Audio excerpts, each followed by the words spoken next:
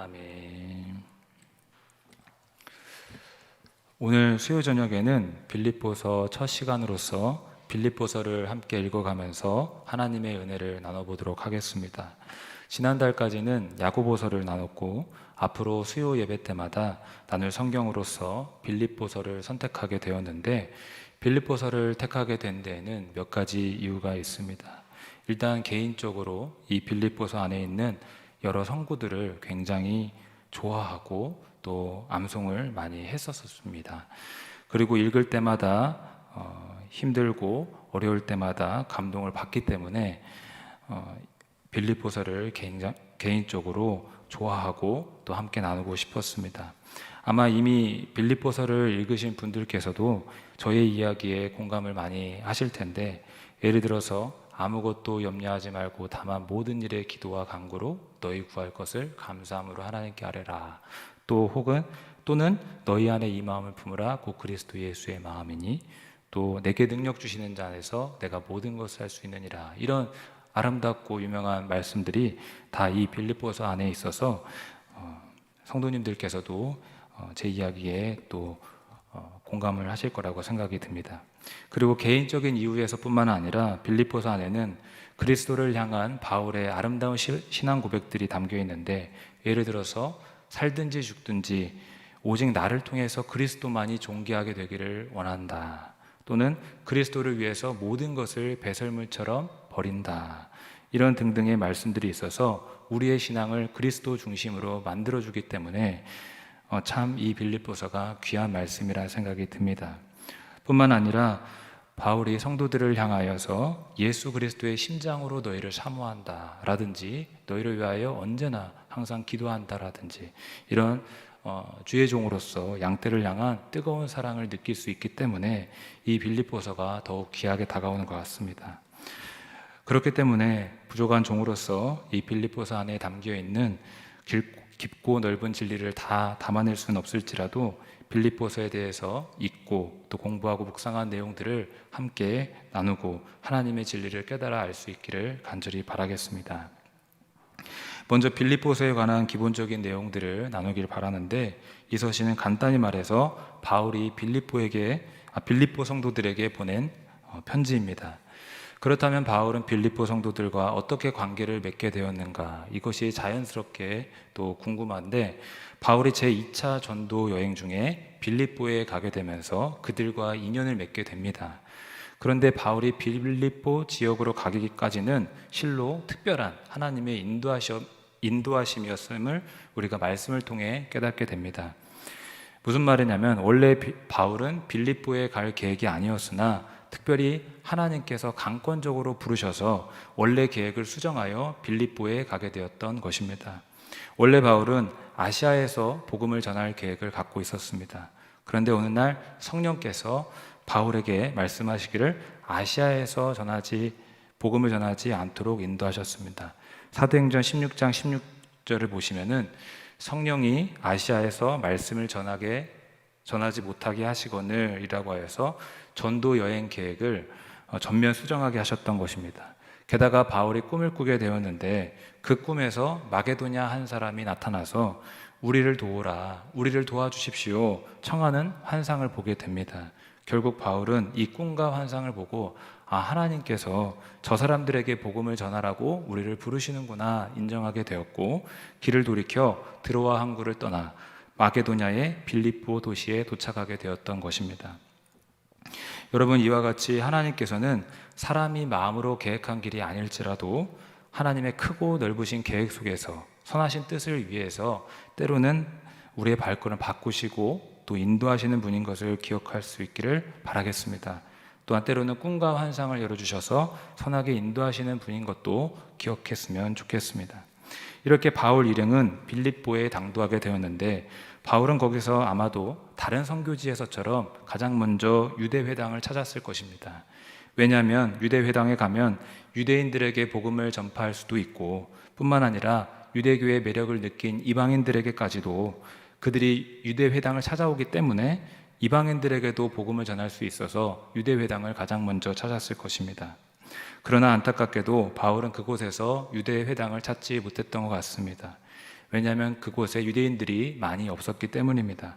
하지만 바울은 거기서 포기하지 않고 강가에 앉아서 모여있는 여인들에게 다가가고 그들에게 복음을 전하였습니다. 그리고 마침 그 자리에 앉아 있었던 루디아라는 여인이 바울을 통해 예수 그리스도를 믿고 세례를 받습니다. 바로 그 일이 빌립보서에서의 복음의 시작이었고 그 위에도 회심자가 늘어나 빌립보 교회가 세워지게 되었던 것입니다. 이렇게 복음의 씨를 뿌리고 인연을 맺었던 빌립보 성도들에게 바울은 몇 년의 시간이 흐르고 흘러서 로마에서 가이사 재판을 앞두고 있을 때 이 서신을 빌립보 성도들에게 보냈던 것입니다. 이제 이와 같은 배경 속에서 바울이 빌립보 성도들에게 무엇이라고 썼는지 기록했는지 잠시 살펴보도록 하겠습니다. 먼저 오늘 읽은 본문은 간단하게 1, 2절의 말씀인데 두 말씀은 당시 유대인들이 흔히 쓰는 편지 형식을 따라서 사도 바울이 빌립보 성도들에게 인사를 하고 축복의 말씀을 선포하는 내용이 있습니다. 먼저 1절을 함께 읽어보겠습니다. 그리스도 예수의 종 바울과 디모데는 그리스도 예수님 안에서 빌립보에 사는 모든 성도와 또한 감독들과 집사들에게 편지하노니. 여기 보시면 이 서신을 보내는 사람과 받는 사람이 누구인지를 알 수 있습니다.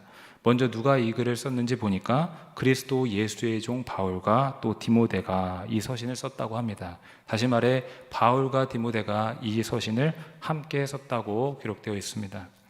그런데 여기서 잠시 궁금한 바는 왜 공동 발신인으로서 디모데가 같이 적혀 있는가입니다.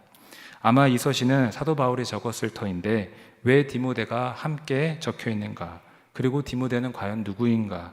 이런 생각이 듭니다. 일단 디모데는 루스드라 출신의 사람으로서 바울의 2차 전도 여행 때 발탁된 바울의 동역자입니다.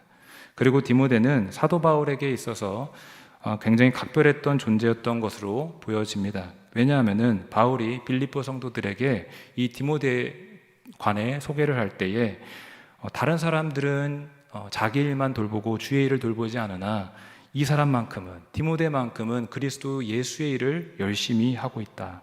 주의 일을 열심히 하는 수고하는 자다라고 소개했고, 어떻게까지 수고하냐면 마치 자식이 아버지에게 함과 같이 나와 함께 나를 위해 이 복음에 헌신하고 있다. 이렇게 예정을 듬뿍 담아서 디모데를 소개하고 있기 때문에 바울에게 있어서 디모데는 굉장히 각별한 존재였다는 것을 우리가 알 수가 있습니다. 뿐만 아니라 디모데에게 나중에 보냈던 서신을 보더라도 디모데를 향하여 애정을 듬뿍 담아서 믿음 안에서 참 아들 된 디모데에게 디모데전서 1장 2절에 이렇게 기록하고 있습니다.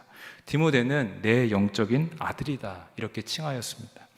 여기서 우리는 바울이 디모데를 정말 아끼고 애정했구나라는 것을 쉽게 알 수 있습니다. 그렇다면 왜 바울은 빌립보 성도들에게 서신을 기록하며 자기 이름만 거론하지 않고 디모데를 함께 거론했을까? 방금 나눈 것처럼 각별한 존재였기 때문에 그렇게 썼을 수도 있겠지만 이에 대해서는 몇 가지 이유를 더 생각해 볼 수 있습니다. 한 가지는 이 편지를 쓰고 있을 당시 바울은 재판을 앞두고 갇혀있는 상태였기 때문에 자유롭지 못한 상태였기 때문에 따라서 자신을 대신해 디모데를 빌립보에 파송할 계획을 갖고 있었습니다. 따라서 공동 발신자로 디모데를 적어놨을 수 있습니다. 그리고 또 다른 이유로서는 자신의 동역자를 소중히 여기고 항상 세워주는 바울의 겸손 때문이었을 수 있습니다. 다시 말해 바울은 언제나 주의 일을 함에 있어서 얼마나 동역자가 소중하고 중요한지를 알고 따라서 동역자를 세워주는 일을 했다라는 사실입니다. 예를 들자면 고린도전서를 쓸 때에는 형제 소스데네와 함께 썼다고 했으며 데살로니가전서는 실라와 함께 썼다고 했습니다. 이렇게 늘 동역자의 존재를 세워나가고 소중하게 생각했던 것입니다. 여러분, 사도 바울이 영적으로 보면 자기 아들로 치는 이 디모데를 동역자의 수준으로 높이고 세워나가는 모습 속에서 그의 겸손을 발견할 수 있기를 간절히 바랍니다.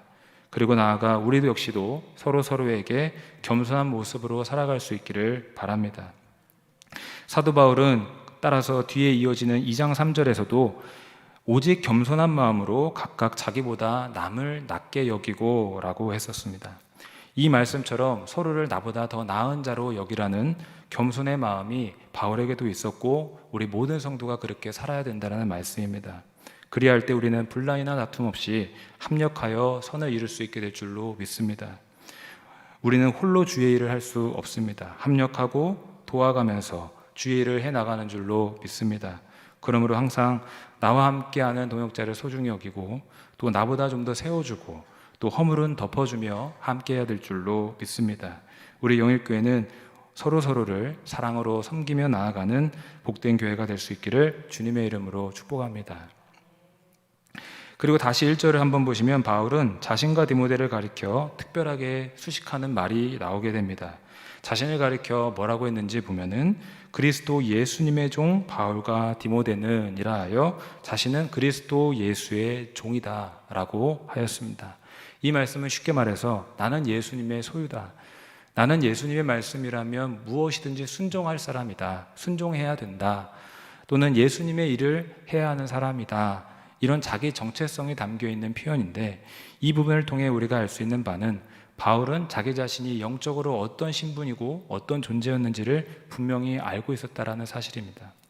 여러분, 사도 바울이 이와 같이 자기 영적 정체성이 분명했던 것처럼 우리 역시도 영적인 정체성을 분명히 할 수 있기를 간절히 바랍니다. 그렇다면 우리의 영적 정체성은 무엇인가? 우리는 과연 어떤 존재인가? 이전에는 비록 죄와 허물로 죽은 자였고 하나님 없이 살던 자였으나 이제는 예수 그리스도의 그 십자가 보혈의 은총으로 말미암아 죄사함 받고 하나님의 자녀로 거듭나 거룩하신 성령을 내 안에 모시고 사는 하나님의 거룩한 성도가 된 줄로 믿습니다. 이게 우리의 영적인 신분이며 정체성이라는 사실입니다.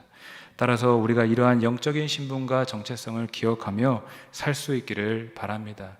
사실 우리가 스스로를 누구인가를 알 수 있는 것은 안다는 것은 굉장히 중요합니다. 왜냐하면 사람은 자기가 누구인지를 알 때 그에 걸맞게 살아가기 때문입니다. 따라서 이 땅에서 하나님의 자녀답게 살려면 나는 하나님의 자녀다. 나는 예수 그리스도의 사람이다. 이런 정체성을 가져야 하는 것입니다. 여러분, 우리 각자가 하나님의 자녀요 예수 그리스도의 사람임을 분명히 깨닫고 자각하시며 이 땅 가운데 살아갈 수 있기를 주의 이름으로 축복합니다. 그리고 1절을 다시 한번 보시면 바울과 디모데는 이 서신을 누구에게 보내고 있는지를 기록하는데 그리스도 예수님 안에서 빌립보에 사는 모든 성도와 또한 감독들과 집사들에게 편지하노니, 즉 빌립보에서 예수님을 구주로 고백하고 따르는 성도들 또 감독들과 집사들에게 편지를 적고 있습니다. 저는 이 부분을 보면서 복음의 능력은 정말 위대함을 깨닫게 됩니다. 또 복음의 씨를 뿌리면 때가 되매 열매가 반드시 맺는다라는 사실을 깨닫게 됩니다. 왜 그러냐면은 아까 서두에서 말씀드렸다시피 사도 바울이 빌립보에 갔을 때는 교회가 없었습니다. 그러나 바울이 빌립보에 들어가 강가에 앉아있던 루디아에게 복음을 전했고 또 나중에 빌립보 감옥 안에 있을 때 만났던 간수에게 복음을 전하며 조금씩 복음의 씨를 뿌렸더니 세월이 흘러 1절에서 보는 바대로 그곳에서는 여러 성도가 있었고 지도자격인 여러 감독들과 집사들까지도 있는 교회로 성장해 있었던 것입니다. 여러분, 이것이 복음의 능력이고 또 복음의 씨를 뿌리면 반드시 열매 맺는다는 것을 믿으시기를 주의 이름으로 축복합니다. 얼마 전 휴가 기간에 가족들과 함께 야외에서 길을 걷고 있었습니다. 그때 모르는 번호로 한 통의 전화가 와서 받게 되었는데 누구시냐고 물었더니 2년 전쯤에 제가 개척교회 물티슈를 가지고 전도를 했을 때 저한테서 물티슈를 받고 아직도 그 물티슈를 갖고 계시다가 기도 제목도 있고 교회를 가볼 의향을 갖고 저에게 전화를 하셨던 것입니다. 그 전화를 받고 굉장히 놀랐습니다. 그게 언제적인데 그 물티슈가 언제적 것인데 그걸 아직도 가지고 계시는가 이런 생각도 들면서 어디 사시냐고 여쭈었더니 예전에 있었던 교회 근처에 살고 계셨습니다. 그런데 아쉽게도 제가 그쪽에 살고 있지 않다라고 말씀드리면서 제가 그 근방에 알고 있는 좋은 감리교회와 목사님을 알고 있으니 그분들을 소개시켜드리면 어떻겠냐 했더니 거기라도 소개시켜 주세요 그러시더라고요. 그래서 아는 목사님께 바로 얼른 전화를 드렸습니다. 그래서 성도 한 분 만나보시라고 부탁을 드렸더니 그 목사님께서 흔쾌히 알겠다고 하시더니 복음의 씨를 뿌렸더니 그게 이렇게도 열매를 맺는군요 라고 말씀을 하셨습니다. 여러분, 복음의 씨는 뿌리면 더딘 것 같고 열매를 맺지 않는 것 같으나 분명히 때가 되면 열매를 맺는 줄로 믿습니다. 때가 되면 열매를 맺고 구원받는 성도가 늘어나게 될 줄로 믿습니다. 그러므로 언제나 때를 얻든지 못 얻든지 우리는 복음을 전파해야 될 사명이 있는 줄로 믿습니다. 그래서 가깝게는 신앙에 관심이 없는 가족들이나 또 자녀들에게도 별 반응이 없어 보일지라도 계속 복음을 전해야 됩니다. 그러다 보면 분명 좋은 때가 이르러 교회를 오게 되고 목사님을 만나게 되고 또 교제하게 되고 하나님의 말씀에 마음을 열고 찬양하게 되고 구원의 열매가 나타나게 될 줄로 믿습니다. 따라서 선을 행할 때 낙심하지 마시고 복음을 계속 증거하시기를 간절히 바라겠습니다. 그리고 다음 2절을 보시면은 사도 바울은 빌립보 성도들에게 서신을 시작하며 축복의 인사를 하는 것을 볼 수 있습니다. 2절을 함께 다시 읽어보겠습니다. 하나님 우리 아버지와 주 예수 그리스도로부터 은혜와 평강이 너희에게 있을지어다. 아멘. 바울은 빌립보 성도들에게 당신들에게 무엇이 있기를 바란다 라고 했냐면 은혜와 평강이 있기를 바란다 라고 하였습니다. 은혜와 평강이 하나님으로부터 예수님으로부터 너희에게 임하여 너희에게 축복이 있기를 바란다라고 말하고 있습니다. 그렇다면 바울은 왜 은혜와 평강이 있기를 이렇게 간절히 소원하고 있을까요? 그 이유는 간단합니다. 은혜와 평강이 매우 중요하기 때문입니다. 은혜와 평강이 우리에게 있어야 되기 때문입니다. 그런데 사실 은혜와 평강이란 말을 우리가 의례적으로 습관적으로 쉽게 그리고 자주 사용하기는 하지만 그다지 중요하게 생각하거나 귀하게 여기지 않는 것 같기도 합니다. 그러나 실제로는 그렇지 않습니다. 사도 바울이 첫 인사를 하면서 가장 먼저 은혜와 평강이 있기를 축복했던 것처럼 거기서 알 수 있듯이 은혜와 평강은 그 어떤 것보다도 가장 중요한 것이며 반드시 우리에게 있어야 된다는 사실입니다. 그러면 은혜란 무엇일까? 은혜란 하나님으로부터 값없이 받는 선물과 같은 것입니다. 그러니까 다시 말해 인간의 어떤 자격과 노력과 공로로서 얻고 차지하는 게 아니라 대가를 지불하지 않았지만 하나님으로부터 값없이 거저받는 선물과 같은 것을 은혜라고 하는 것입니다. 가령 예를 들어서 우리가 구하지 않았지만 누리고 사는 이 귀한 자연과 햇빛과 비, 숨 쉴 수 있는 공기, 이 모든 것들도 모두 은혜인 것입니다. 우리가 죄인으로서 이 모든 것들을 거저받을 자격 없지만 하나님으로부터 값없이 거저받았기 때문에 이 모든 게 은혜라 할 수 있습니다. 그런데 이 모든 게 은혜지만 가장 큰 은혜가 있습니다. 그것은 우리를 위해서 하나님께서 독생자 예수 그리스도를 보내주셨다라는 것입니다. 창조주이시며 만물의 주인이 되시는 예수 그리스도가 나 같은 죄인을 살리려고 이 땅에 오신 사건이야말로 그 어떤 은혜 중에 은혜인 것입니다. 예수님이 나 같은 죄인을 대신해 십자가에 달려 피 쏟아 희생하셨으니 이보다 더 큰 은혜와 사랑은 없다라는 사실입니다. 여러분, 예수 그리스도께서 십자가에서 나를 대신해 보혈을 흘려주신 것이야말로 가장 큰 은혜인 것을 믿으시길 주님의 이름으로 축복합니다. 예수님께서 보혈을 흘려주지 않으셨다면 우리는 이 자리에 없을 것입니다. 천국의 소망도 없을 것입니다. 그러나 예수님께서 우리를 위해서 보혈을 흘려주셨기 때문에 하나님의 자녀로 거듭나고 죄사함 받고 성령을 모시고 천국의 소망을 갖고 살 수 있게 된 것입니다. 그러므로 우리는 마땅히 감사만 해야 됩니다. 단 한 톨의 원망과 불평도 없어야 합니다. 하나님께는 모든 것이 감사뿐입니다. 언제나 감사와 찬송이 우리의 입술에서 끊이지 않기를 간절히 바랍니다. 그리고 은혜는 절대로 마르지 않는다는 사실입니다. 우리가 하나님으로부터 은혜를 받았을 때 구속의 은혜만 받는 게 아니라 이 세상을 살아갈 때에도 은혜는 마르지 않아서 때마다 일마다 도우시는 하나님의 은혜를 받는다라는 사실입니다. 그렇기 때문에 히브리서 4장 16절을 보시면은 우리는 긍휼하심을 받고 때를 따라 돕는 은혜를 얻기 위하여 은혜의 보좌 앞에 담대히 나아갈 것이니라 하였습니다. 하나님의 보좌는 은혜의 보좌인 줄로 믿습니다. 하나님께 긍휼과 은혜를 구하면 우리에게 때마다 은혜를 베풀어 주신다는 사실입니다. 여러분, 우리는 은혜 속에 살고 있음을 믿으시길 바랍니다. 하나님의 은혜로 구원받았고 은혜로 하루하루를 살고 있으며 또 은혜를 구할 때 은혜를 받을 수 있습니다. 그러므로 항상 범사에 은혜로 말미암아 감사할 수 있는 저와 모든 성도님들 되시길 간절히 바랍니다. 이제 마지막으로 평강에 대해 나누자면 평강 역시 은혜와 더불어 우리에게 반드시 있어야 하고 귀중한 것입니다. 이 평강이 얼마나 중요한지 사람이 혹 노쇠해도 또 혹 육신이 연약할지라도 이 세상 것 없어도 마음이 평안이 있으면, 마음이 평강하면 발걸음이 가볍고 늘 활기가 있고 행복한 것입니다. 예전에 TV 방영 프로그램 중에 세상에 이런 일을 본 적이 있는데 그 편에 90세 되신 신창균 할아버지가 새벽마다 오토바이를 타고 신문 배달을 하시는 모습을 보게 되었습니다. 나이가 무색하게 계단을 잘 오르락내리락 하시고 건강한 모습을 갖고 계신 것을 보았습니다.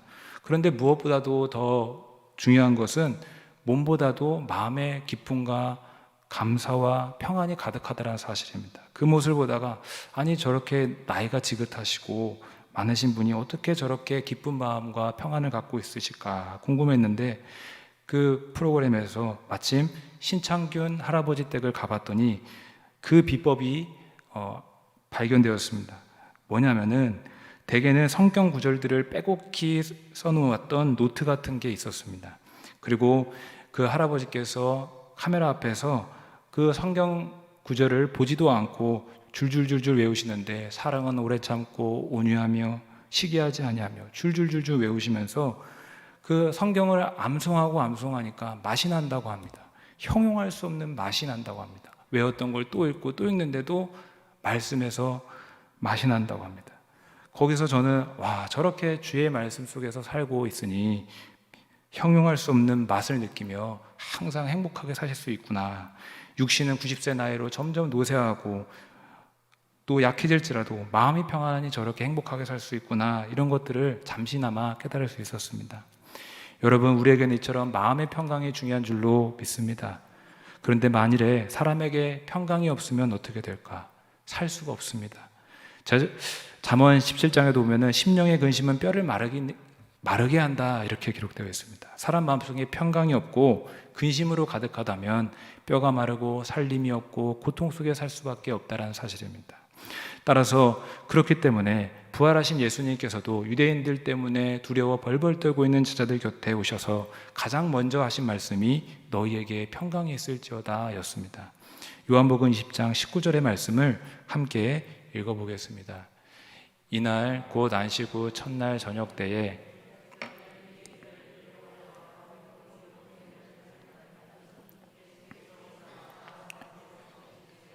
너희에게 평강이 있을지어다. 아멘. 여러분, 이처럼 우리에겐 반드시 평강이 있어야 될 줄로 믿습니다. 그렇다면 평강은 누구로부터 옵니까? 바로 하나님 우리 아버지와 주 예수 그리스도로부터 오는 줄로 믿습니다. 그리고 주님께 받는 평안은 우리가 세상 속에서 얻을 수 있는 평안과는 차원이 다른 것입니다. 예를 들어서 권력과 재물이 없어도 하나님이 주시는 평안은 이 세상 것도 없어도 항상 우리 마음속에 있는 평안이란 사실입니다. 주님이 주시는 평안은 세상이 줄 수 없는 완전한 평안입니다. 그래서 예수님께서 말씀하시기를 요한복음 14장 27절에 내가 너희에게 주는 것은 세상이 주는 것과 같지 아니하니라. 나의 평안을 너희에게 주노라 말씀하셨습니다. 주님이 주시는 평안은 이 세상 것과 다르며 이 세상 상황과 환경과 관계없이 현재의 처지를 뛰어넘는 초월적인 능력인 것을 믿으시기를 주의 이름으로 축복합니다. 바울이 신라와 함께 빌립보 감옥에 갇혔을 때였습니다. 그때 바울의 발에는 착고가 채워져 있었고 귀신을 쫓아낸 일로 시비가 되어서 억울하게 옥에 갇히게 되어서 인간적으로 보면 참 낙담할 만한 상황이었습니다. 그러나 바울 마음속에는 평안이 가득했습니다. 그래서 그가 어떻게 했는지 보니까 캄캄한 옥 속에서도 밤중에 하나님께 감사와 찬송 올리며 기도를 올렸던 것입니다. 사도행전 16장 25절의 말씀을 읽어보겠습니다. 한밤중에 바울과 실라가 기도하고 하나님을 찬송하며 죄수들이 듣더라. 그 오간에 있었던 다른 죄수들이 들을 정도로 큰 소리를 높여서 하나님께 찬양하고 기도하고 그 마음에 평안이 있었던 사실을 우리가 이 성경을 통해서 알게 됩니다. 또 나중에 바울은 죄수의 신분으로 배를 타고 로마로 가고 있을 때도 유라굴로라는 광풍을 만나서 당시 배 안에 있던 사람들은 혼비백산하고 배 밖으로 모든 물건들을 다 버리고 난리를 피고 있을 때 그 가운데서도 바울은 홀로 평안하였습니다. 그래서 심지어 다른 사람들에게 안심하거라, 안심하십시오 라고 다른 사람들을 안심시켰습니다. 어떻게 그가 배가 흔들리고 구원의 여망이 다 사라져버린 그 순간에도 자신이 평안하고 심지어 사람들을 안심시켰을까? 그 까닭은 바울이 그 순간에도 하나님으로부터 바울아 두려워하지 말라, 이와 같은 하나님의 목소리를 듣고 하나님의 평강으로 충만했었기 때문입니다. 그래서 사도행전 27장 25절에 보면은 그러므로 여러분이 안심하라, 나는 내게 말씀하신 그대로 되리라고 하나님을 믿노라 라고 고백합니다. 하나님 때문에 평안합니다. 하나님이 내게 말씀하셨기 때문에 난 평안합니다 라고 고백하면서 사람들을 안심시켰던 것입니다. 여러분, 하나님 안에 있을 때 이처럼 언제나 흔들리지 않는 평안을 가질 수 있음을 믿으시길 주님의 이름으로 축복합니다. 하나님이 우리에게 주시는 것은 결코 두려워하는 마음이 아니라고 하였습니다. 언제나 두려워하지 말라, 염려하지 말라 하시며 내가 너와 함께함이니라 말씀하시며 평강으로 역사하시는 분입니다. 이것을 꼭 기억하시고 혹 때로는 불안하고 마음이 어려울 때 항상 하나님께 소망을 두고 하나님께 나아가시기를 간절히 바랍니다. 시편의 기자도 내 영혼아 네가 어찌하여 낙심하며 불안해하는가, 너는 내 하나님께 소망을 두라 라고 고백을 했었는데 우리가 하나님께 소망을 두어야 될 줄로 믿습니다. 그래야 할 때 염려 근심이 사라지고 하나님 안에서 평안함이 우리에게 임할 줄로 믿습니다. 말씀을 정리하면서 우리가 빌립보서를 통해 깨닫는 많은 영적인 깨달음들을 하나하나 마음속에 새기고 또 그렇게 그 말씀을 따라 살기를 바랍니다. 그래서 앞으로 개인적으로든 강단을 통해서든 성령으로 감동된 이 말씀들을 더 깊이 알아갈 수 있으시기를 바랍니다. 또한 귀한 말씀들을 암송할 수 있기를 바랍니다. 이 말씀들이 우리 마음에 새겨질 때에 그 말씀과 함께 살고 또 그 말씀 속에서 기쁨과 은혜와 평강을 누리게 될 줄로 믿습니다. 하나님 말씀을 언제나 가까이 하시는 저와 모든 성도님들 되시기를 간절히 바라겠습니다. 기도하겠습니다.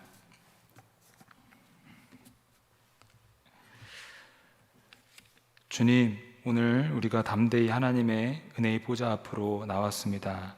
주님의 긍휼과 은혜와 평강을 구하며 나아갑니다. 이 모든 은혜들을 허락해 주옵소서. 그리고 이 땅에 살아갈 때 그리스도의 사람이요 하나님의 자녀라는 거룩한 정체성을 잊지 않고 살게 하여 주옵소서.